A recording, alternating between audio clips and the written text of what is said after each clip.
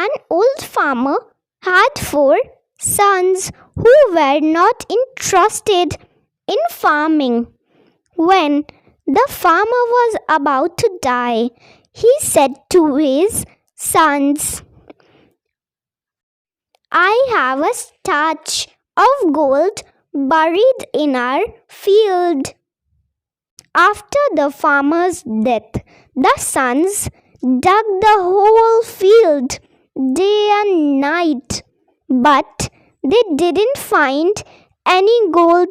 They were cursing their father for fooling them. Since the field was plugged in the process, the brothers decided to sow and irrigate it.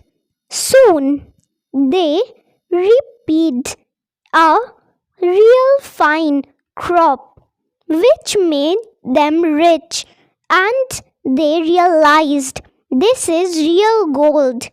Our father was right when he said that he had hidden a stash of gold in the field. It was us who couldn't understand him properly.